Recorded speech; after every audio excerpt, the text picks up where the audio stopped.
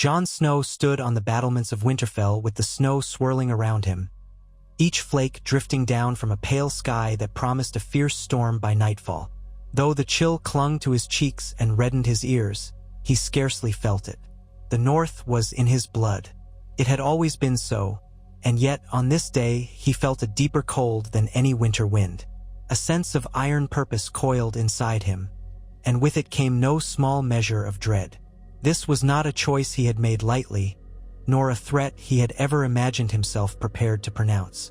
And yet, the realm needed unity, needed leadership, and the man once known as the Bastard of Winterfell had found himself called upon to make demands that no other Stark or Targaryen had voiced in living memory. He had summoned ravens to fly to every great house of Westeros. The words were stark, direct, and, as Sansa had advised him, potentially incendiary. But the time for gentleness was over. So many had died for the realm to be saved, during the wars against the Night King, during the power struggles that had nearly broken the Seven Kingdoms beyond repair. Many had spilled their blood on the cold fields of the north or the scorched plains of the south. And yet, despite all that sacrifice, lingering rivalries still threatened to tear the realm apart. Too many lords and ladies wore their banners proudly but ignored the new reality. The North would no longer stand idle or remain content to be overlooked. Jon Snow had declared himself king in the North once, albeit reluctantly, at the urging of his people. Now he declared a new stance, and demanded the respect of the rest of the realm to ensure no more disasters befell them. He called it the Northern Pact. Every great house was to pledge its swords, its coin, and its unwavering loyalty to a shared future, forged under the leadership of Winterfell. Any who refused to unite under this banner would be named Oathbreakers, and the North would ride against them. It was a grim ultimatum, some might say an unthinkable threat, a challenge to everything the Seven Kingdoms had known. Yet Jon felt it was an inevitable necessity. Times had changed. The realm could not continue dividing itself at every turn. The lines of fealty once drawn might never return to the old ways. Yet something had to bind them all together. He believed with his whole heart that the survival of Westeros depended on it. Standing beside him on the ramparts was Ser Davos Seaworth, quietly watchful. Ser Davos had been the one to hand Jon the final drafts of the letters, to send the ravens on their flight with a respectful but firm command. He studied Jon's face for a moment, though the younger man stared into the distance, seeing something beyond the white horizon. "You've a heavy look on your face, your grace," Davos said softly, stepping nearer. The wind tugged at his cloak. "You're sure of this course?" Jon exhaled slowly, watching his breath billow in the frigid air. "I am not sure of anything, Davos, but I can't let the realm fall into chaos again. We've seen what division does. We've lost too many to go back." Davos inclined his head. "If any man can unite them, it's you. But threats will anger more than a few. The great houses cling to their pride as fiercely as any lord clings to a castle he's besieged in." Jon nodded gravely. He already knew. House Lannister, House Tarly, House Greyjoy, House Baratheon. Though that line was nearly ended, pockets of would-be stormlords remained. House Tyrell, or what was left of it in the wake of the wars. House Martell in Dorne. House Arryn in the Vale, though that was under Sansa's watchful alliance through her cousin, young Lord Robert. So many powers, each with a reason to fear or resent the new northern supremacy. Jon was no fool. He expected pushback. But he also knew that if even one great house tested the new arrangement, it could lead to bloodshed. And he had made it clear. The North would not shy from such a conflict. Sansa found them soon after, her auburn hair tucked away under a thick fur hood, her posture regal and stiff in the chill. She studied her brother's face. No, her cousin, though that was a truth the realm barely knew, and one that Jon rarely claimed. He was and would always be a Stark to her, no matter what Targaryen blood coursed in his veins. "You've sent the ravens," she said by way of greeting, pulling her furs closer. "Then we wait to see who dares defy us." "They won't see it as defiance if they're clever," Jon said. "They'll see reason." Her blue eyes, tinted with caution, flicked to Davos and back to Jon. Some are beyond reason, but we're prepared, as best we can be." Jon's jaw worked, though he didn't speak for a few moments. "I'll greet them here at Winterfell, one by one, or all at once if they're bold enough to come together." He paused. "Or if they don't come at all, I suppose we'll have our answer." A hush fell over them. In the courtyard below, stable boys hurried to and fro, preparing fresh horses for a party that would depart for White Harbor. Others tended to the new garrison, which stood at twice Winterfell's old capacity. The sound of the blacksmith's hammer rang out with a certain urgency, forging new swords and repairing battered armor. In truth, Winterfell's resources were stretched thin, but the North was rallying behind Jon with a fervor reminiscent of the days when Robb Stark had marched south. Only now, it was the entire North that braced for an uncertain challenge. They had come so far and endured so much. Most in the region trusted Jon Snow's leadership, especially after the War for the Dawn. Even so, it was hard for many to reconcile that a man known for his humility and sense of honor was threatening war so openly. He felt the weight of it every step he took. Days passed in a swirl of cold winds and tense anticipation. Ravens had flown, but ravens were not known for speed during winter storms, and many might not arrive at their destinations in a timely manner. Jon knew his call could go astray in some corners of the realm, or be deliberately intercepted. But word would spread by mouth if not by bird. In the darkness of each early morning, he rose to train in the courtyard, knocking swords with the soldiers to keep his mind focused and his body honed. He was king in the North, he must show strength and lead from the front. Sansa spent her days coordinating supplies, ensuring that if any great houses did arrive, they would be given provisions and housing suitable to their status. She also considered the possibility that the visitors might come in large numbers and with unclear intentions. No matter how many times Jon repeated that he sought alliance, not conquest, Sansa prepared for the worst. That preparation included forging alliances with any minor lords within the North and the Riverlands who would stand beside them if war came.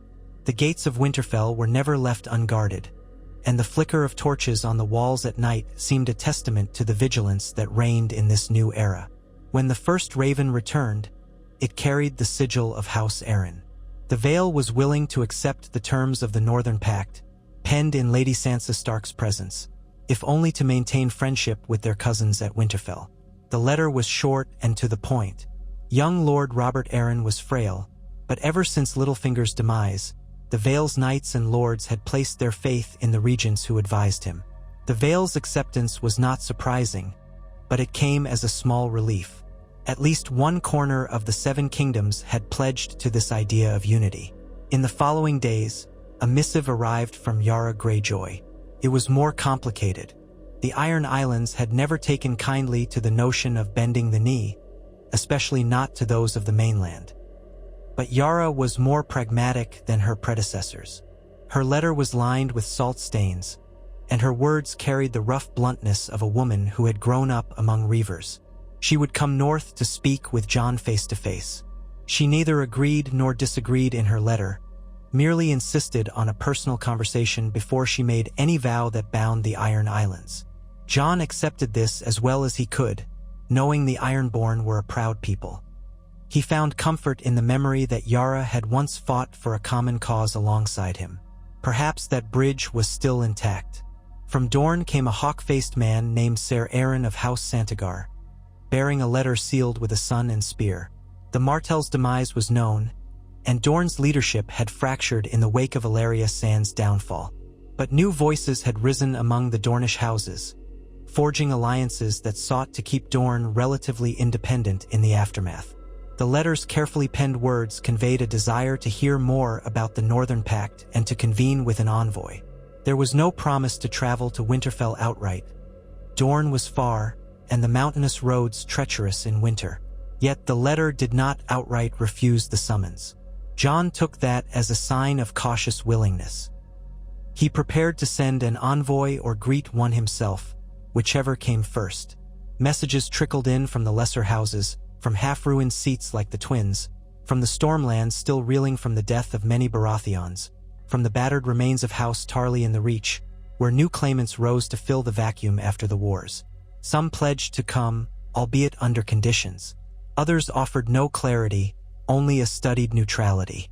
Still others were silent, and it was that silence that worried Jon most. House Lannister remained silent. So did any house that claimed to rule the Crownlands in the absence of a crowned monarch in King's Landing. The Targaryen claim was shattered when Daenerys died some time ago, though rumors circulated that others might try to seize that legacy. With King's Landing left in a precarious political limbo, many of those smaller Crownland houses might wait to see how the wind blew before they committed themselves to a new order. Winter deepened. The days grew shorter, the nights far colder. Snow piled high around Winterfell's walls, but paths were kept clear for the possibility of arrivals. Sansa maintained a constant watch on their supplies, calculating how many guests they could feasibly house without straining their own winter stores. If half the realm descended on Winterfell, it would be a wonder, but an unmanageable one. Still, it was a problem she almost hoped to have because it would mean the great houses were at least willing to parley in good faith. One crisp morning, a horn blasted from the watchtower. Riders approached, and so did a heavy-laden carriage, forging its way up the King's Road through fresh-fallen snow. A welcoming party, led by some of Winterfell's knights and the ever-watchful ghost at Jon's side, moved to greet them. Jon recognized the banners immediately. A golden kraken on a black field. Yara Greyjoy had arrived, and with her came a retinue of Ironborn.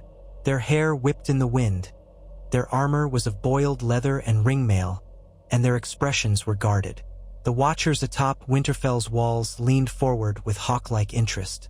Many had never seen an Ironborn save for the occasional reaver or trader. Yara rode at the front, her face serious, her hair tied back in a tight braid, her mouth set in a line that suggested she had little patience for the cold. When she dismounted, her boots sinking into the snowy sludge, she looked at Jon. A small smile curved her lips, though her eyes flicked warily toward the armed guards. "King in the north," she said, and her voice carried a grit born of salt and sea. Or perhaps more than that, if these letters speak true. Jon stepped forward, his gloved hand extended in greeting. "Yara Greyjoy, you came a long way. Are your people well?" She clasped his forearm and nodded curtly. "They're as well as Ironborn can be when dragged from the sea to these frosty roads. I'd prefer a flagon of ale to chase away the chill, if you'll have me." He led her inside, allowing the stable hands to take care of her horse and the men who accompanied her. Some of the Ironborn cast suspicious gazes, but they followed, their steps heavy and their faces gruff. Ser Davos appeared in the courtyard to greet them too, nodding respectfully in Yara's direction. She eyed him just as warily, aware that Davos had once served Stannis Baratheon, an enemy to her family's old cause. But times had changed, and alliances were not what they once were. Inside the great hall, fires crackled, giving off warmth that melted the snow clinging to boots and cloaks. Long tables were arranged with bread, salt, and newly heated wine. Yara took a seat across from Jon, removing her gloves. She rubbed her hands together, letting the heat return to her numb fingers, then studied Jon with dark, penetrating eyes. "I read your letter," she said without preamble. "You speak of forming a pact with all of Westeros that the North leads.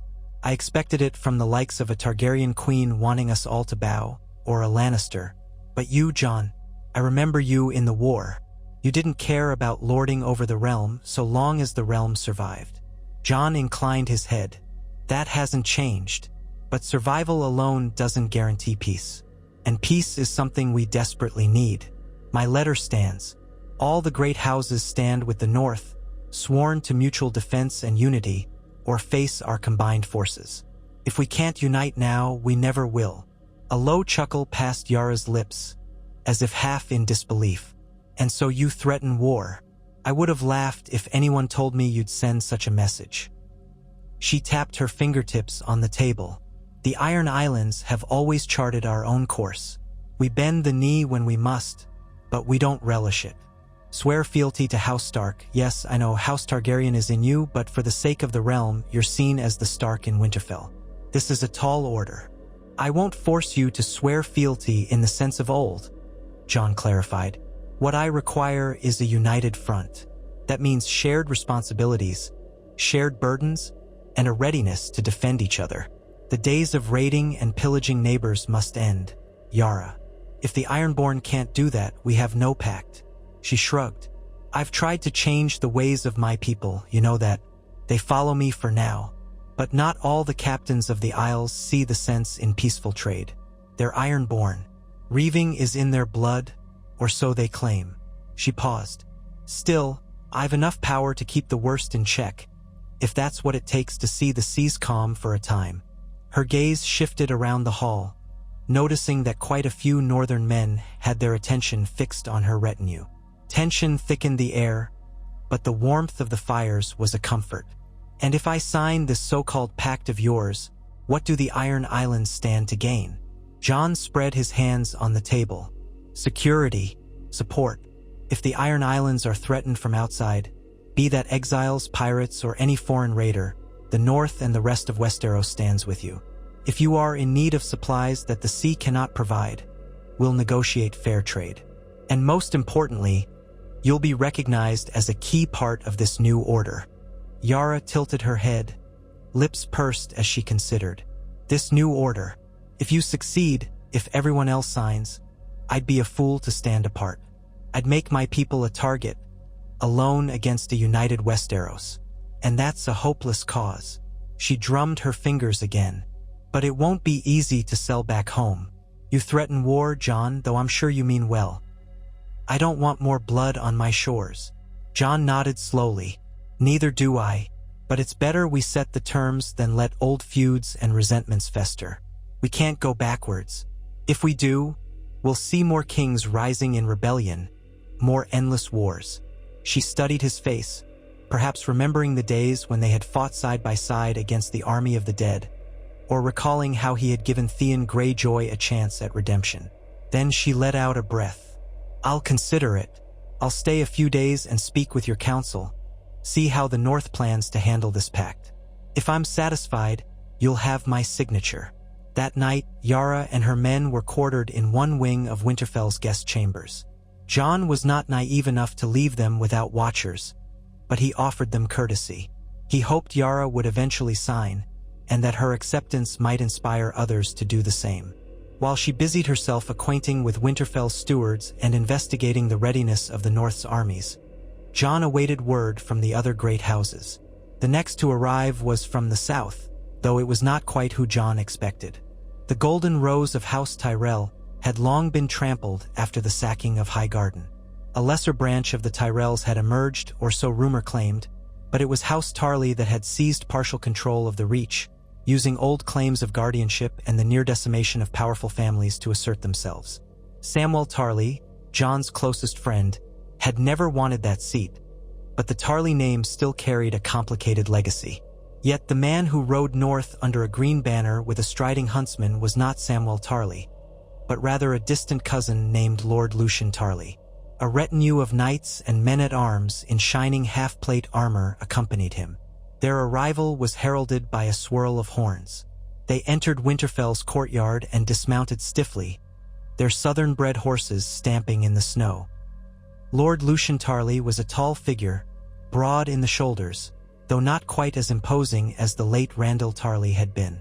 He had a measured confidence as he came forward to greet Jon Snow. Jon was in the courtyard, flanked by a handful of guards and Ghost, the great direwolf, who padded beside him silently. Lord Tarly, Jon said, extending courtesy. Welcome to Winterfell. Tarly bowed, though not deeply. Your Grace, he replied, acknowledging Jon's title. Your letter was direct. My house is eager to hear more about the Northern Pact and whether it respects the autonomy of the Reach. Jon considered his words. The goal of this pact is not subjugation, but unity. Each region would keep its traditions, its lords, but all swearing to one code, if you will. No aggression among ourselves, mutual defense, and shared prosperity. Tarly dipped his head in acceptance. That does sound appealing in principle, but your threat of war lingers in the background. Some in the Reach wonder if the North's appetite for conquest has been whetted by your recent victories. Jon shook his head. meeting the man's gaze with a steady calm. If the North hungered for conquest, we'd have marched south already. We do not want war.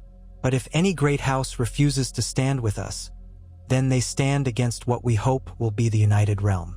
We can't allow a single holdout to unravel what might be our best chance for lasting peace. Lord Tarly's expression tightened. And you truly believe all will flock to your banner? The Lannisters may not be so easily swayed. Neither might certain storm lords. The remnants of House Baratheon are proud, though they're scattered. Dorne. They rarely follow the North's lead. Jon sighed. I can only hope the memory of our last war is fresh enough to convince them. Our numbers are not small, nor is our will. The North alone fought off the army of the dead before the rest of Westeros even believed it existed. We are not to be dismissed as a scattered or weak region. There was a slight pause before Tarly gave a courteous nod. Then I'd like to discuss the pact further. My men and I will remain in Winterfell to learn more of these terms. If, in the end, my house is satisfied, you may have your acceptance. That was the gist of many subsequent arrivals. Throughout the passing weeks, knights, lords, and ladies from various corners of the Seven Kingdoms braved the treacherous winter roads. Some traveled in small parties, others in grand caravans. Winterfell's courtyards became crowded, its great hall filled with southern accents that spoke of farmland and sunshine, eastern tongues that invoked the memory of Esso's mercenaries, and the rugged drawls of the Westerlands. The swirl of heraldry under Winterfell's snow-draped walls was a sight out of old songs, though the mood felt anything but celebratory. Each party came with questions, with concerns, with demands, and all discovered the same resolute stance waiting to greet them. The North was not asking politely anymore. It was telling them that the future would be forged under Winterfell's guidance, or else. Sansa worked tirelessly to manage the influx.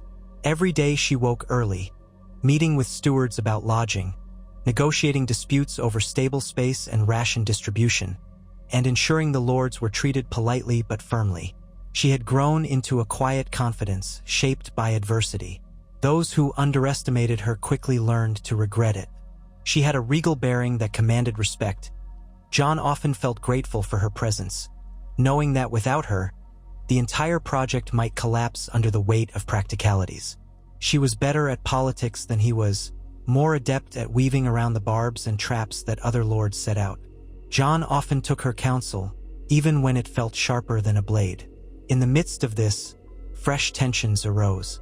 A small delegation from the Westerlands finally arrived, though not bearing the Lion of Lannister on their flags. Instead, they carried the standard of House Swyft, minor vassals once allied to the Lannisters. Their spokesman, a knight named Ser Lionel Swyft, brought a brief letter sealed with a gold coin imprint rather than a noble sigil, stating that House Lannister's fortunes had waned. The official seat at Casterly Rock was in question. Only a distant Lannister cousin named Lady Joy Lannister maintained a shadow of the family's authority, and she had not responded to the Raven from Winterfell. Instead, these lesser houses of the Westerlands had arrived in a joint effort to see if the Northern Pact would bring them profit or ruin. The proud days of the Lannisters lording over the realm with gold and cunning seemed to have ended. Yet their names still carried weight, and so the question remained: would the Westerlands join or stand apart? Ser Lionel did not have a firm answer. He, like so many others, wanted more details, more assurances. Even as these conferences and negotiations dragged on, more letters trickled in. Some were encouraging, others deeply troubling. Rumor whispered that a cluster of lords in the Crownlands refused to accept a northern-led pact. They believed that only a crowned ruler in King's Landing should unite the realm. They wanted the Iron Throne restored. Jon had destroyed that ancient seat of power alongside Daenerys, at least symbolically, when the city had been decimated. The throne had melted under Dragonfire, or so the legends said. Yet these Crownland loyalists clung to the old ways, dreaming of a new king or queen to come forth from somewhere, somehow. Amid all these swirling negotiations, Jon found himself waking each day with a sense of mounting strain. He recalled the words of the Night's Watch oath he once spoke, a vow to protect the realms of men. Now, ironically, he was stepping into a role that some might call tyranny, all in the name of that protection. He had to remind himself it was not tyranny, not in his heart. But the line felt thin. His father, Ned Stark, had always valued justice and fairness. Would Ned have sent such a letter with threats of war? Jon's mind wrestled with the question. Yet, with war after war having torn the kingdoms to shreds, perhaps Ned would have done something similarly drastic to ensure a stable peace for future generations. Jon could only hope his father would understand. As the negotiations continued, tensions within Winterfell's halls became palpable. Some delegates demanded more generous trade terms or special privileges. Others tested the boundaries of the North's determination, reminding Jon that if even one house felt slighted, the entire alliance could crumble. Yara Greyjoy, for her part, grew more amenable after she saw the seriousness of Jon's approach and the broad support he was gathering. She finally agreed to sign, provided the pact included specific terms granting the Iron Islands a certain freedom to govern their own maritime affairs. Jon conceded so long as the Ironborn did not raid or otherwise harass the western shores. Yara accepted these conditions, and so the Iron Islands were the first major external power to formally join the Northern Pact. Lord Lucien Tarly, meanwhile, spent long hours in discussion with his own knights. He conferred with Lady Sansa and Ser Davos, seeking every advantage for the Reach, worried that its farmland would be plundered to feed the rest of the realm. Sansa offered careful, measured promises that trade would flow both ways, that the wealth of the Reach would be recognized, and that the new pact would secure better relations than the old feudal system. It was enough to placate Tarly for the moment, though he continued to press for details on how the North would handle any dissent within its own ranks. Jon's ultimatum was harsh, after all, but so far the Tarlys had not refused. One afternoon, as the negotiations churned on, a horn blared from the watchtower. Jon, in the midst of discussing supply lines with Sansa and Davos, stood so quickly he nearly knocked over his chair. Another party was arriving. By now, this was not unusual, but the watchers yelled down from the battlements that a large company approached, one bearing the barred yellow and red banners that indicated the Crownlands. Jon felt his chest tighten. The Crownlands delegation might represent those who disliked his threat the most. He rushed outside with Sansa, Davos, and a small guard, ignoring the snow that collected on his cloak. The sky was gray, the air crisp. Ghost trotted by his side, ears forward. Jon heard the jangle of harnesses and the tromp of many horses. When the party came within view, he saw there were at least 50 men, all well armed, riding under a standard of golden stripes on a field of deep red. Yet no single sigil of House Targaryen or House Baratheon or even House Lannister flew among them. Instead, it was a composite symbol, cobbled together to suggest unity among the Crownland houses that once served the Iron Throne. At the head rode a knight in dark plate, face hidden behind a visor. When he removed his helmet, Jon saw a man perhaps in his middle years, hair streaked with gray, eyes a cold brown. He introduced himself as Ser Roderick Hollard, a man of uncertain rank who claimed to speak for a coalition of Crownland lords. His voice rang with a formal courtesy, but Jon sensed an undercurrent of distrust. Sansa stepped forward with her practiced grace. "Welcome to Winterfell. We have prepared quarters for your people, and we invite you to warm yourselves in the Great Hall." Ser Roderick bowed stiffly. "We thank you, Lady Stark. We come in the name of the Crownlands, to hear more of this pact you propose, or impose, as some might call it." Jon measured the man's words carefully, but offered a polite dip of his head. "Your traveling must have been hard. Let us provide hot food and drink." As evening fell, the Crownlands party settled in, though they maintained a watchful posture, never allowing their guard to slip too far from their weapons. Jon, Sansa, and Davos convened with Ser Roderick in a side chamber near the Great Hall, where a blazing hearth provided much-needed warmth. They spoke at length about the impetus behind the Northern Pact. Jon explained again the necessity, the dream of unity, the vow of mutual defense. He reiterated that the days of one single monarchy were over. Westeros was too large and too fractured. Better to form a coalition of equals with a recognized leading voice. The North, in this case, as it had proven its capacity to defend the realm from the greatest threat in living memory. Ser Roderick listened in silence before responding in a clear, unwavering tone. "Your words carry sincerity, I'll grant you. But many in the Crownlands do not believe the North has the authority to declare itself the guiding hand of all Westeros. Our lords remember a time of Targaryen kings. They would see that tradition continued if the right claimant emerged." Jon's face tightened at the mention of Targaryen kings. He was, in part, that, but he would not claim it. "That time is gone," he said quietly. "No true claimant remains. And even if one did, the realm does not need another single monarch who might fall prey to the same pitfalls as Aerys or Cersei or—" He stopped himself, not wanting to speak ill of Daenerys, who had died believing she could break the wheel. But in the end, the cost had been too high. "We need something new. Something that unites the kingdoms without forcing them all under a single seat in King's Landing." Ser Roderick's posture was stiff, but he nodded once. "I am a messenger, not a tyrant. I will carry these words to the lords who sent me. But I must be frank. Many will not yield to threats. They would see your ultimatum as a challenge to their sovereignty." Sansa's voice was cool, measured. "What sovereignty do they claim, Ser Roderick? The Crownlands revolve around King's Landing, which does not have a true king. Is each minor house to declare itself ruler of a realm that was once the seat of Targaryen power? That path leads to endless fracturing. You must see the sense in forging a new bond." He did not shrink from her gaze. "I see the sense in negotiation, my lady. I do not see the sense in demanding all or nothing under threat of war." Jon's patience strained, but he kept his voice level. "This is not a petty threat. We cannot risk a single region conspiring to rise up or inviting foreign powers to stake claims.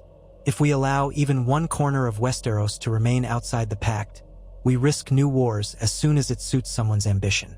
Enough blood has been spilled." Ser Roderick looked at them both for a long moment before letting out a slow breath. "I will speak with my men, and we will speak with others. That is all I can promise for now." In the following days, the Crownland party lingered at Winterfell, conferring with each other in hushed tones. Some of them prowled the courtyard, quietly assessing the North's defenses. Jon ensured they saw the strength of the northern forces. Lines of well-trained soldiers drilling in the yard, smiths forging new weapons, wagons delivering fresh supplies from loyal bannermen in the more fortified parts of the North. Let them carry back stories of how formidable the North had become. Let them weigh that in the balance when deciding whether to join or resist. Amid these delicate negotiations, a new piece of intrigue surfaced. A small group arrived under the sigil of House Baratheon, a black stag on a field of gold.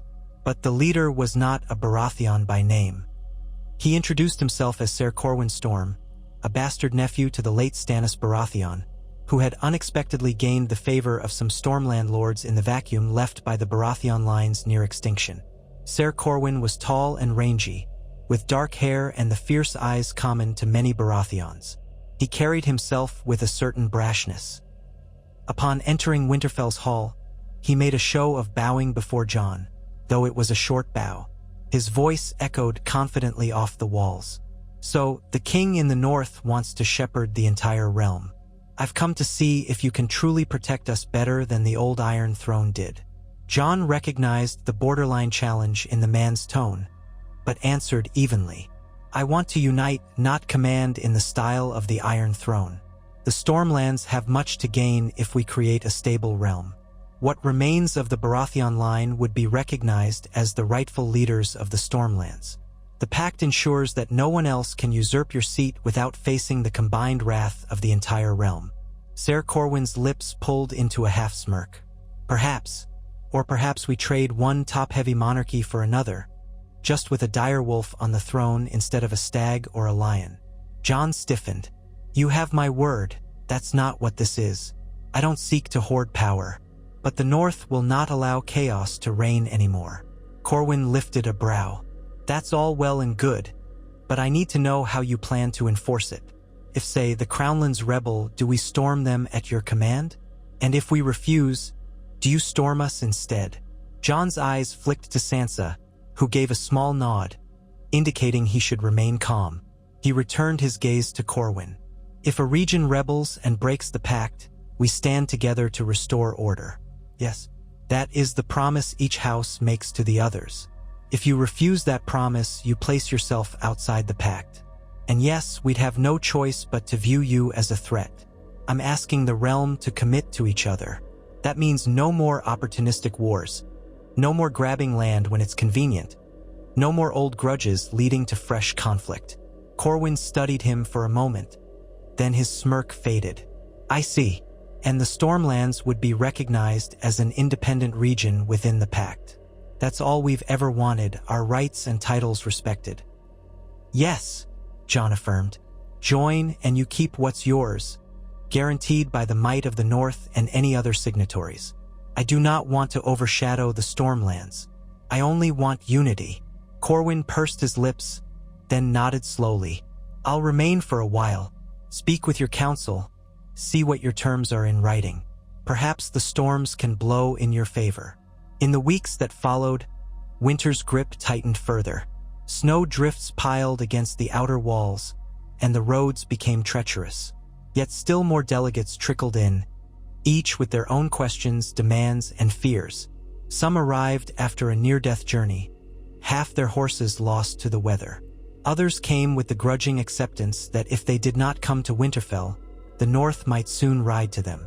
And through it all, Jon felt the press of his own convictions.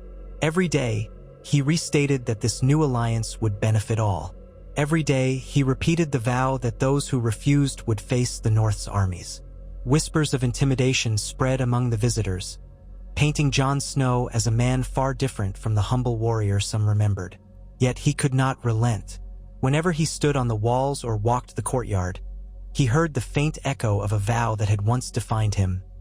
I pledge my life and honor to the Night's Watch, for this night and all the nights to come. He no longer wore the black, but he had a duty just as grave. I pledge my life and honor to the realms of men.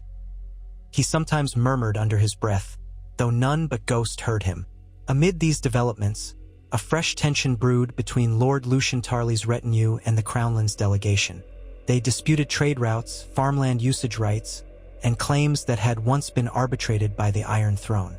Their arguments began to spill into the corridors of Winterfell, with knights nearly coming to blows. Sansa intervened, pulling both parties into a closed-door session with Jon and Davos. The argument was emblematic of the deeper rifts that the Northern Pact attempted to heal. The Crownlands insisted they had final say over certain grain shipments. Tarly argued the land was properly part of the Reach historically. In the old days, they might have sought the king's landing authority to settle it, but that authority no longer functioned. Now, the question was, would the North impose a verdict? Jon looked from one side to the other in that closed-door chamber, seeing hot tempers and clenched fists. This is exactly why we need a new system, he said, voice resonating with frustration. I cannot solve centuries of land disputes with a single stroke. If you sign this pact, we will form councils, a governance that includes all major houses, to resolve these claims fairly. Ser Roderick from the Crownlands bristled. And who leads these councils? Winterfell, I presume. Sansa spoke up before Jon could reply, her voice measured. The councils would have representatives from each region, each holding an equal vote. The North's role would be to keep the peace if a dispute turns violent or defies the council's decision. That is what we propose. You'd be part of the solution, not subject to a single master's whim. Lord Tarly stroked his chin, considering her words. But if the council decides one way and a house refuses, does the North march to enforce it? Sansa's lips thinned. If the council's decision was reached by fair means and a house refused to abide by it, then yes, the entire realm would stand against them. This is the principle of the pact. Do you see now why it must be all or nothing? A tense hush followed. At length, the two factions seemed to accept that it was better than resorting to duels in Winterfell's courtyard. Sansa dismissed them, ordering them to keep the peace within the castle walls. They left with reluctant bows, each side glowering at the other. Jon exhaled, rubbing the bridge of his nose. "It feels like I'm trying to keep 1,000 cracked eggs from spilling all at once," he murmured to Sansa. She gave him a small, weary smile. "You wanted to forge something new. New roads often pass through rough terrain, Jon." Meanwhile, Yara Greyjoy watched these interactions with a mixture of amusement and fascination. Having already pledged to sign the pact, she became something of a bridge between Jon and the other delegates, sometimes offering a blunt Ironborn perspective on matters of trade and territory. "It's all squabbles over land," she would say with a snort. "You lot never see beyond your fields. We at least have the sea to worry about." Her presence, surprisingly, helped lighten some conversations, as the other lords and ladies saw that if even the Iron Islands could agree to new rules of cooperation, perhaps so could they. Gradually, little by little, the mood shifted. The idea of a realm bound not by a single Iron Throne but by a mutual contract began to sound plausible to many. The memory of the army of the dead was not so distant. The scars of the last wars were still fresh. The realm had bled enough. Still, no word came from the Lannisters, or whomever claimed to speak for them officially. A handful of lesser Westerlands houses hovered at Winterfell, uncertain whether to sign or wait for a directive from the absent lion. Word on the wind suggested Lady Joy Lannister remained shut behind the walls of Casterly Rock, uncertain how to proceed. Some believed she was ill. Others said she was simply too cowardly to face the new order. Some insisted she was forging alliances in secret. With no official voice from the once mighty house, the Westerlands lingered in limbo. Then, something happened that changed the tempo of every discussion. A letter arrived from Dorne. Not a brief letter penned by lesser nobles, but a lengthy treatise sealed with the sigil of House Euler, one of Dorne's most notoriously volatile families. They had apparently seized a leadership role among the scattered Dornish houses after the downfall of the Sand Snakes and the end of House Martell. The letter demanded that, if the North wished Dorne to join this pact, House Euler expected to receive formal recognition as the new princes of Dorne. This demand, in and of itself, might have been palatable to Jon. After all, Dorne had historically kept a prince or princess as its ruler. But the letter continued, insisting that Dorne maintain the right to keep its own separate armies and the right to remain neutral in any conflict beyond its borders. In other words, they wanted the benefits of the pact, protection from external threats, without contributing to mutual defense. It was, plainly, an attempt to stand half in and half out of the agreement, reaping rewards without offering support. When Jon read the letter by the light of a flickering candle, his face hardened. Sansa, reading over his shoulder, let out a displeased huff. "They want to be part of the pact but not abide by its terms. That's no membership at all. They can't pick and choose their obligations." Davos, standing across the table, frowned deeply. "It's an old Dornish trick that they've always been fiercely independent. If you refuse, they might form an alliance with the Crownlands or the Westerlands, or anyone who will let them remain aloof.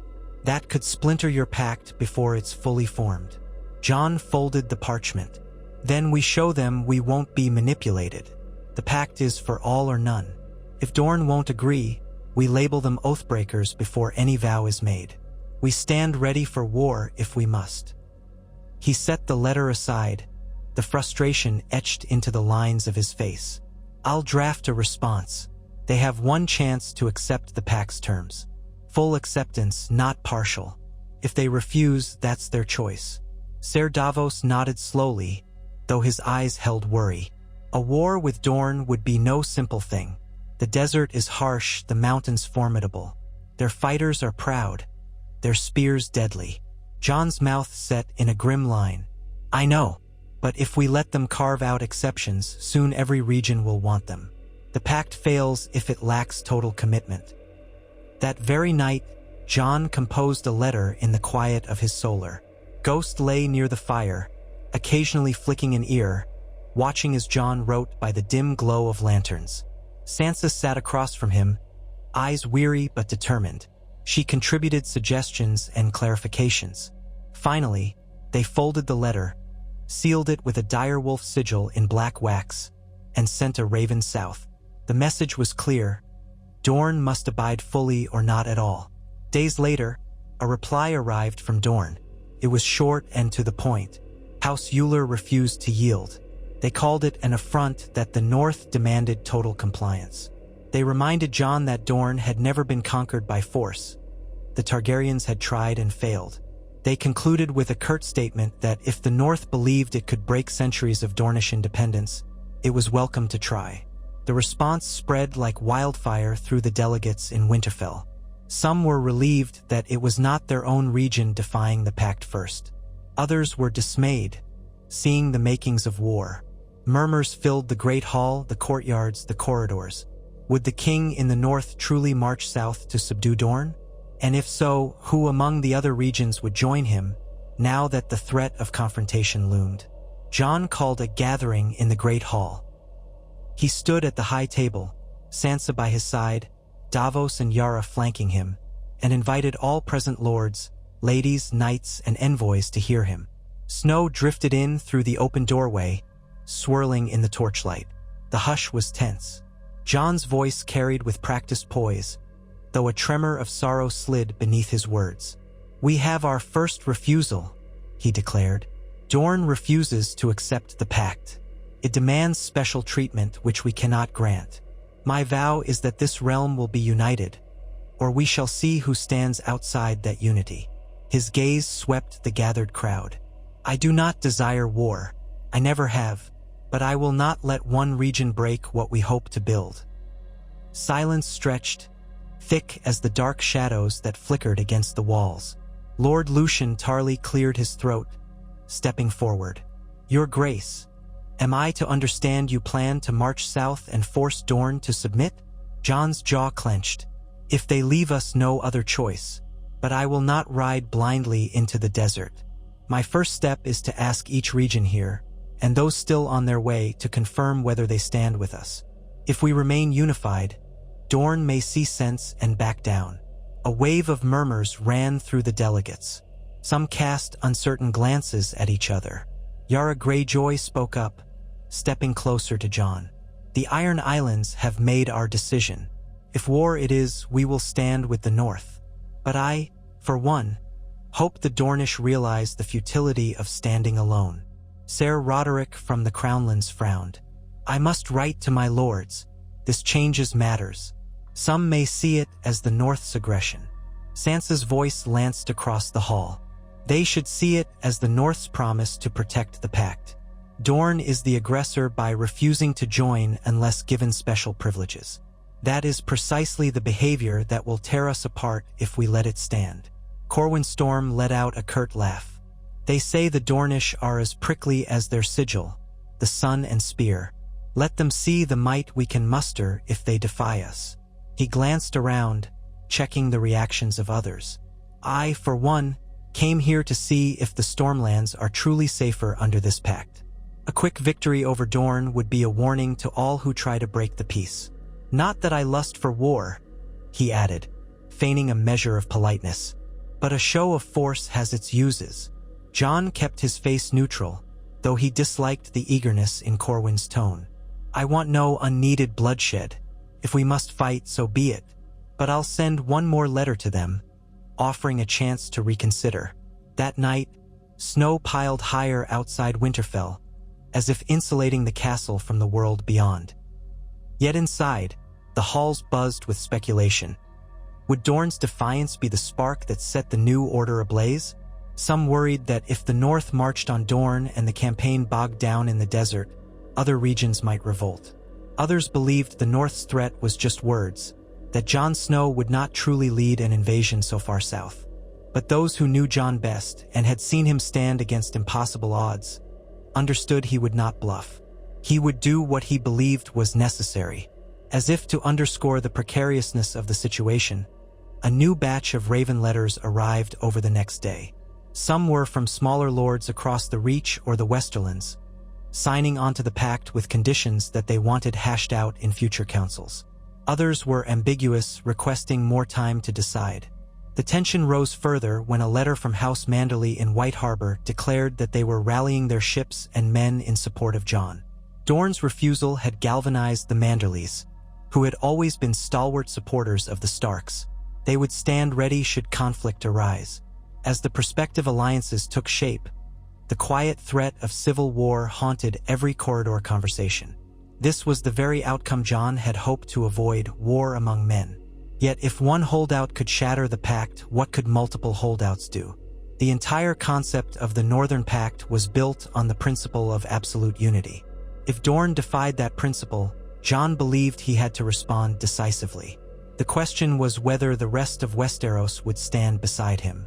Each morning, Jon rose with the dawn to practice his swordsmanship in the courtyard, partially to keep himself battle-ready, partially to channel the swirl of conflicting emotions. Ghost watched him, ears perked, tail twitching. The dire wolf seemed to sense the tension around his master, shadows of old wars creeping into new times.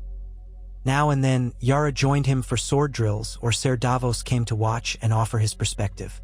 Davos had never been a knight known for martial prowess, but his counsel was invaluable. He understood the realm's pulse in a way few others did. Sansa, for her part, spent those days locked in negotiations, drafting charters, forging treaties that would form the backbone of the Pact once signed. She compiled the requests of each region, trying to align them with the overarching framework. Yara lent her blunt opinions, cutting through some of the more manipulative demands. Slowly, they shaped the Northern Pact into something tangible, a document that enumerated rights, responsibilities, and protocols for resolving disputes. A few times, Sansa caught Jon's eye as he passed the council chambers, and her look said everything. If we manage to get everyone to sign this, we'll have accomplished something unprecedented. But if it fails, the realm may break again, worse than before. The final letter Jon sent to Dorne bore a firmer edge than before. If you will not join us as equals, you shall be named an enemy to the peace we seek. The last lines read, I urge you to reconsider your stance and sign the Northern Pact in full. The realm has bled enough. We can ill afford another war. The choice is yours. We will not ask again. Time crawled. The delegates in Winterfell settled into a strange routine, waiting for Dorne's response or for the roads to become impassable from heavy snows. Some worried they might be stuck in Winterfell until the thaw. Others fretted that once the snows were too deep, no army could march anywhere, be it north or south. And still no official word arrived from House Lannister, the last major holdout in the Westerlands. That silence gnawed at Jon, though he had half expected it. Perhaps Lady Joy Lannister was waiting to see how the confrontation with Dorne resolved itself before committing. Or perhaps the Golden Lions truly had lost their roar, leaving the lesser houses to speak in their stead. Just when the tension seemed it might snap, a day dawned cold and clear, the sky like a polished blade. Horns announced new arrivals at the gates. Jon, Sansa, and Davos hurried to greet them, expecting more envoys or perhaps some messenger from Dorne. Instead, they saw a band of riders clad in black, with a sigil that resembled a crowned stag upon a heart of flame, an old combination associated with the faith of R'hllor, once championed by Stannis Baratheon and his Red Priestess. Jon felt a strange chill at the sight of it. He recognized the man at the forefront. It was Lord Gendry Baratheon, legitimized by royal decree in the final days of the war that ended Daenerys' reign. Gendry was the blacksmith's bastard who had improbably become Lord of Storm's End after many lines had died. Jon stepped forward. Gendry! Gendry dismounted, handing his reins to a retainer. His expression was grim, though his eyes lit up slightly at seeing Jon. I received your raven. I came as soon as I could, though this weather is brutal. The Stormlands are not in the best condition, but I had to see you face to face. He glanced around, noticing the crowd of envoys. You've gathered half the realm in Winterfell, I see. Jon nodded, placing a hand on Gendry's shoulder. It's good to see you. I wasn't sure if you'd remain in Storm's End after everything, but you have a rightful claim to the Baratheon name.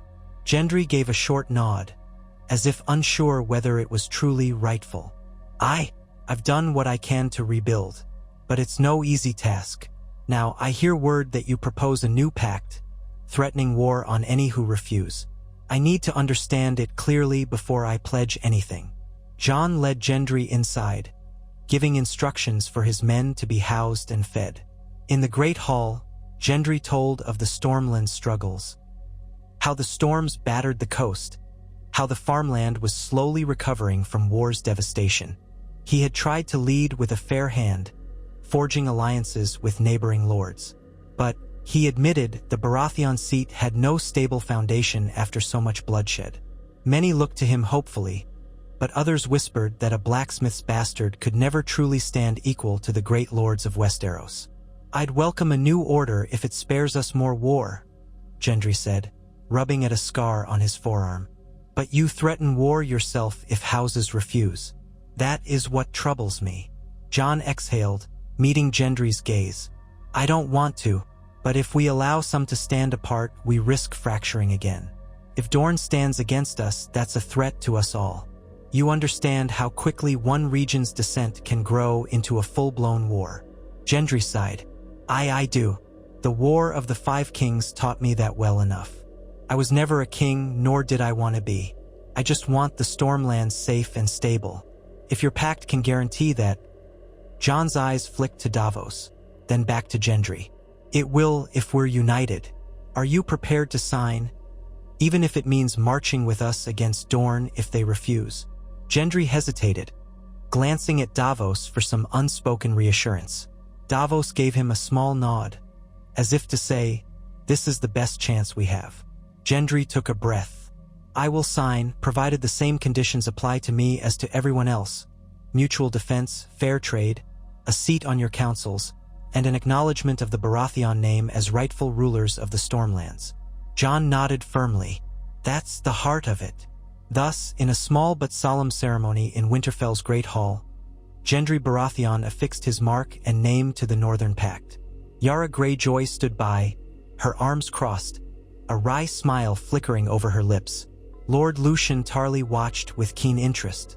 Ser Roderick Hollard lingered in the background, uncertainty tugging at his face.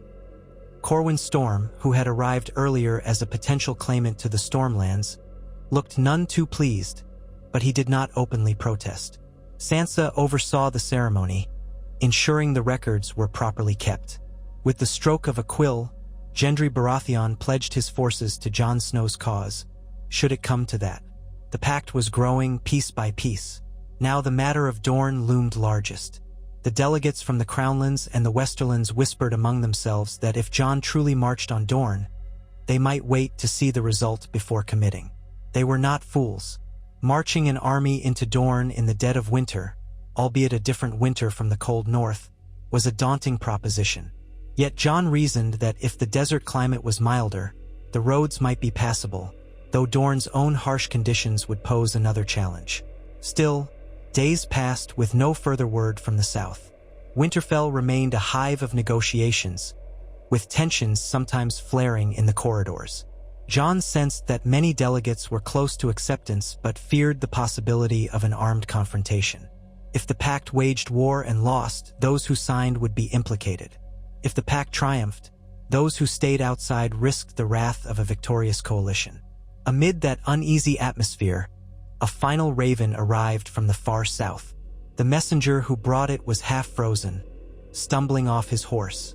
Sansa rushed him to the maester's care, then took the letter from his trembling fingers. She read the contents with a deep frown and brought it to Jon. Together, they opened it. It was from House Euler, replying to Jon's ultimatum. There were few words, enough to make Jon's blood run cold. They proudly declared that Dorne had gathered an alliance of several noble houses, Euler, Ironwood, and Dane among them. They would not yield to the North or any coalition that threatened their ancient rights.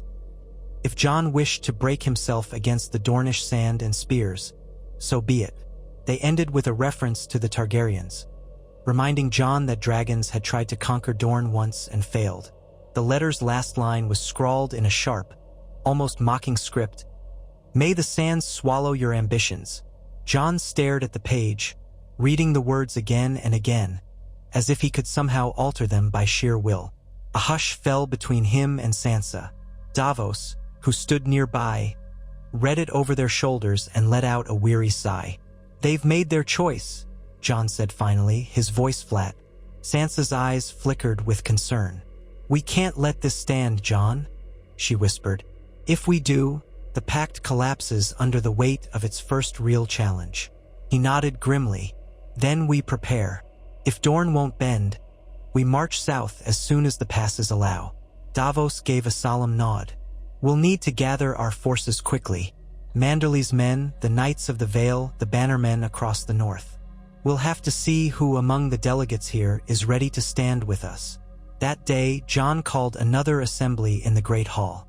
More lords and knights had arrived over time, some from the Riverlands, some from the lesser Stormland houses who had not come with Gendry, all crowded under the vaulted ceilings to hear the king in the north speak. Jon stood at the dais, hands braced on the table. His dark hair fell into his eyes, and he pushed it back with a weary gesture. The hush in the hall was profound. Dorne has refused our final offer, Jon announced. They remain outside the pact. They challenge us to come south if we dare. I did not want this, but we cannot allow them to splinter our unity. We will march. Sansa surveyed the crowd. We ask all who have signed or intend to sign the Northern Pact to provide men, arms, and supplies. We will not starve the realm with endless campaigning, nor seek more bloodshed than necessary. But we must show Dorne that we are not bluffing. Murmurs rustled through the crowd. Some grimaced at the idea of a new war, but others looked resigned, even determined. Yara Greyjoy was the first to speak up. The Iron Islands will commit ships, will sail around the coast if needed, blockade the ports. If they think the desert will shield them, let's see how they fare when supplies can't reach their shores. Gendry Baratheon stepped forward. The Stormlands are battered still, but I'll march with you. My men may be few, but we're not cowards. Corwin Storm, bitter though he might be at Gendry's claim, nodded. I'll rally what lords follow me as well. Dorne is just on our doorstep. If they threaten the realm, they threaten us. Lord Lucien Tarly lifted his chin. The Reach will defend its border with Dorne, as we always have. If this is truly a realm-wide effort, so be it. I'll sign the pact and join the campaign. Ser Roderick Hollard from the Crownlands looked uneasy. I must consult with my lords. Some remain on the fence. But if enough houses join, it will be foolish for us to abstain. Jon accepted that with a nod. You have my leave to send word, but be quick. We'll need to move soon if we're to catch Dorne before it musters every spear behind the Red Mountains. Thus, the lines were drawn. Across the next fortnight, couriers rode out in all directions from Winterfell, carrying orders to muster. The Knights of the Vale, long in alliance with the Starks, confirmed their readiness. The Manderlys pledged ships to join Yara's Ironborn, though the union of White Harbor vessels and Iron Islanders was an uneasy alliance at best. House Serwyn, House Glover, House Mormont, and others prepared their men. Although the once fierce Lady Lyanna Mormont had died in the war against the dead, House Mormont's new leadership burned with the same loyalty to the Stark name. Bit by bit, armies began to form. They would gather at Moat Cailin, the ancient fortress that guarded the passage between the north and the south. Then, once unified, the host would move further down the neck, heading for the Green Fork or the roads that led them around the vast riverlands. The target would be the Dornish marches, where the Stormlands and the Reach bordered Dorne. The delegates at Winterfell who had not yet signed found themselves at a crossroads. Ser Roderick Hollard penned urgent letters to the Crownlands. The lesser Westerlands houses demanded clarification from their aloof Lannister overlord, still absent. Some decided to sign anyway, not wanting to be left out of a forming juggernaut. Others decided to return home to consult their own councils. The roads were hazardous, but the sense of impending conflict spurred them on. Jon took no pleasure in the war footing. At night, he walked the ramparts alone, looking over the snow-blanketed plains of the north. Sometimes he closed his eyes and remembered the brutality of war he had witnessed. Hardhome, the Battle of the Bastards, the Long Night. He remembered the countless corpses, the stench of death, the wailing of the wounded. And here he was, ready to march again. For what? For a realm that had grown fractious and ungovernable? Yet he knew if he did nothing, they would inevitably fall into chaos once more. The White Walkers were gone, but they could destroy themselves in the old petty ways. This was the last chance he felt to forge something lasting. So he steeled himself, believing that the realm's future was worth one more trial of blood and steel. In the final days before departure, Sansa approached Jon in the old godswood of Winterfell. The heart tree's red leaves stood stark against the white snow. She found him kneeling there, as if in silent prayer, though Jon did not often kneel to pray. She placed a hand on his shoulder. "Jon," she said softly, "the men will assemble at Moat Cailin soon. We'll leave Winterfell under the command of our loyal stewards and a portion of the guard. I'll be at your side as we march." She paused. "Are you all right?" He rose slowly, turning to face her. A certain sadness lingered in his eyes. "I'm not sure. I keep thinking about how we reached this point. I never wanted the throne, never wanted this kind of power. But fate has led me here." He looked at the carved face in the weirwood trunk, the red sap tears. "Am I making the right choice, Sansa? Threatening war if the realm won't unite? Is this truly the only way?" She squeezed his hand. "You're not doing this alone. Many support you. We've tried negotiation, we've tried reasoning. The memory of past wars, of the long night, should have been enough to unite us all. Yet there are always those who cling to old resentments and claims. You're doing this for the future of Westeros. I believe Father would understand. He would want peace. But sometimes, to secure peace, we must show strength." Jon nodded, though a weight remained on his shoulders. "I only hope the outcome is worth the cost." He touched the trunk of the heart tree gently, then turned back to Sansa. "We'll do what we must." They left the godswood, returning to the keep where final preparations were underway. Armies mobilized. Squires rushed around with bundles of spears and freshly forged swords. Horses snorted in the cold. The hustle of war overshadowed the usual stillness of Winterfell. Envoys haggled, knights prepared, and the flicker of determination burned in each northern eye. On the morning they departed, Jon Snow stood outside Winterfell's gates, wearing armor lined with fur to stave off the cold. Ghost padded beside him, an imposing silhouette in the snow.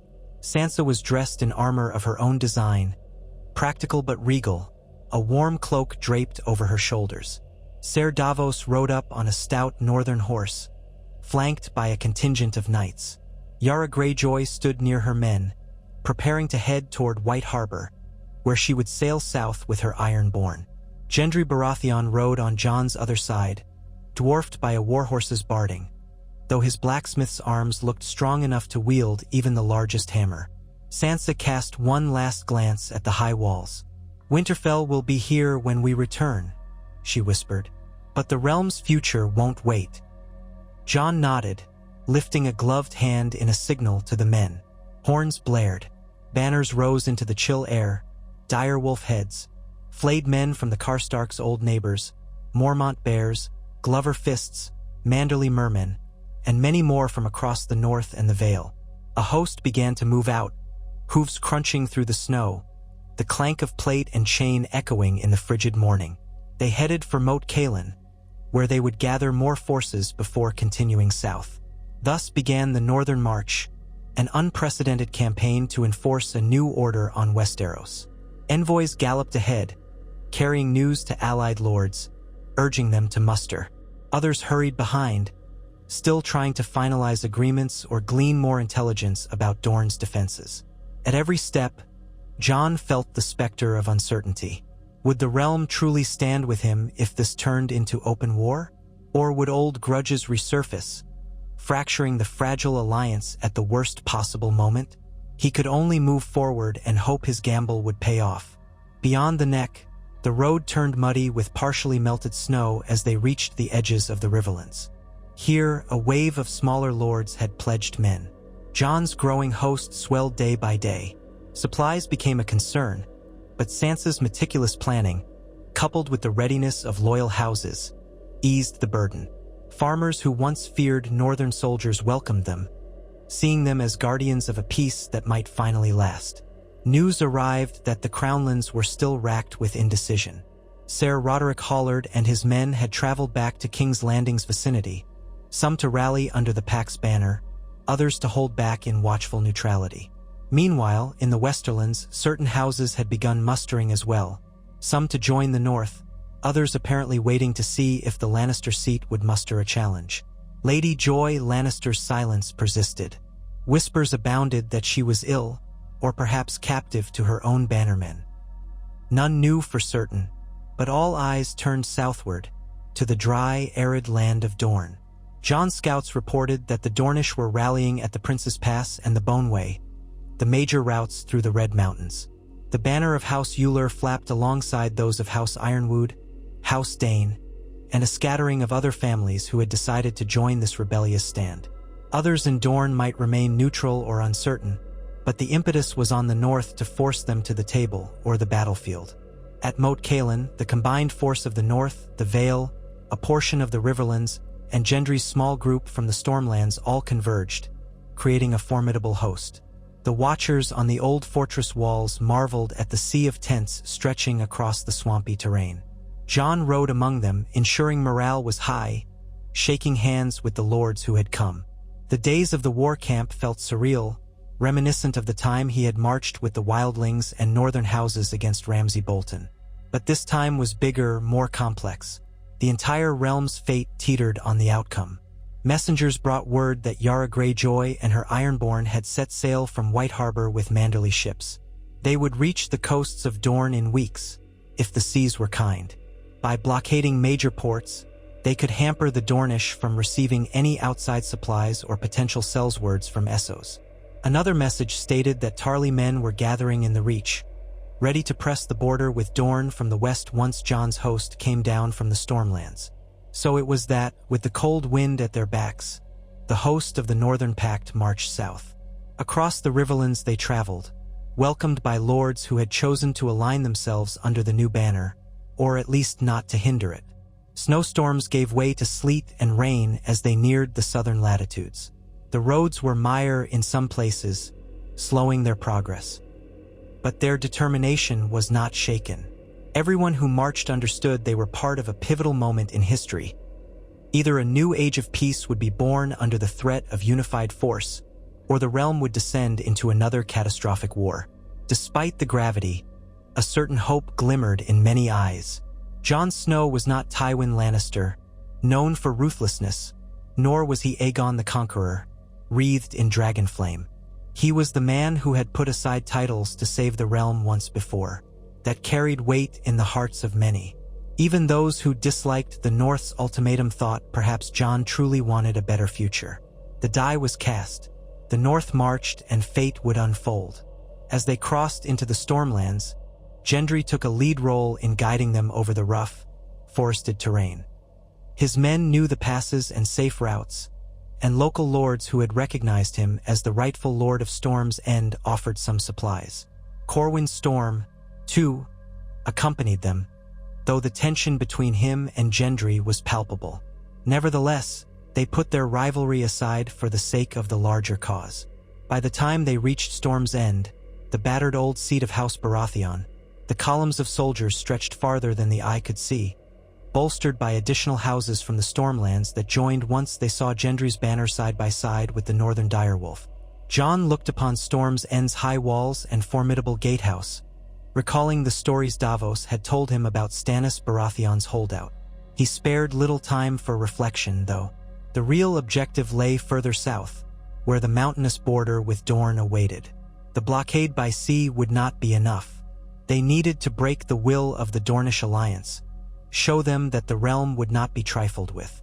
And so, after brief resupply, the vast host continued. By now, the year was turning. Winter still clung fiercely to the north, but in the Stormlands, the air was milder. Rain replaced snow. Green shoots of grass peeked through soggy ground, an odd sight for many northern soldiers who had only known ice and frost. The mountains dividing Dorne from the rest of Westeros loomed as dark silhouettes on the horizon, wreathed in ominous clouds. The Prince's Pass and the Boneway were the main roads. The Dunnish had them heavily garrisoned, or so the scouts reported. Meanwhile, Tarly forces threatened the western border near the Red Mountains, but did not engage yet. The plan was for a coordinated push that would force Dorne to either come to the table or fight on multiple fronts. Camping near the Stormlands Dorne border, Jon convened a war council in a large pavilion. Sansa, Gendry, Yara, by Raven correspondence, Davos, Lord Lucien Tarly, who had arrived with some of his men from the west, and other key figures participated. The tension in that tent was palpable, the fate of entire regions resting on their strategy. The talk ranged from infiltration to direct assault, from forging alliances with any Dornish house that might break ranks to cunning sabotage of the passes. Finally, Jon rose from his seat, scanning the assembled faces. "We've come this far," he said, voice resonant. "I will send one last message to House Euler and the other leaders. Let them know that we stand on their border, prepared to do what must be done. Let them know we have blockaded their ports. We have forces at the Boneway, the Prince's Pass, and the western border. They can yield and join our pact, or face an invasion they cannot win." Lord Tarly nodded. "My men will hold the passes from the west. If they try to slip around, they'll find our spears waiting." Gendry pounded a fist on the table. "And the Stormlands stand ready at the Prince's Pass. Once we break through, Dorne will see there's no stopping us." Ser Davos, more cautious, added, "We must still be mindful of the cost in lives. Offer them generous terms if they yield. No house wants to think it's surrendering. Give them a chance to save face." Jon inclined his head, well aware of Davos's wisdom. "Yes, they will retain their lands and titles if they sign the pact. But the pact is non-negotiable in its terms. No special exceptions." Sansa's eyes flickered with a quiet determination. "I'll pen the letter. We'll see if they come to their senses at the last moment." Thus the final ultimatum was sent to Dorne. The realm stood on the cusp of a new era, or perhaps a new war, and Jon Snow, the once bastard of Winterfell, the unwilling king in the north, found himself commanding a host larger than any he had ever dreamed he would lead, prepared to enforce a unity that Westeros had never truly known. As the days passed with no immediate reply, the tension grew. Soldiers sharpened their blades, horses snorted in cramped picket lines, and ravens came and went with updates on the blockade or the movements of Dornish scouting parties. The heart of every man and woman in the camp pounded with the knowledge that, one way or another, the next step would reshape history. It was a fragile moment, balanced on the blade's edge. Jon sometimes wondered if, at the last breath, the Dornish would yield. Or would the desert sands run red with blood once again? Only time would tell. He waited under the drizzling sky at the border, his armor heavy on his shoulders, Ghost by his side, gazing into the rolling hills that led into the forbidding land of Dorne. There, beyond sight, men and women who had never bowed to Targaryen dragons or Baratheon might were gathered, determined to keep their independence. Jon could understand that pride, but he also knew that if they stood alone now, they might doom themselves and unravel the dream of peace for generations to come. So he waited for the final answer, the final spark that would either ignite a war or usher in a united Westeros under the banner of the Northern Pact. And in that fraught silence, Jon Snow steeled himself for whatever fate would demand of him next. If war came, he would wage it. If peace was offered, he would embrace it. Either way, he would fulfill his duty to protect the realm no matter the cost.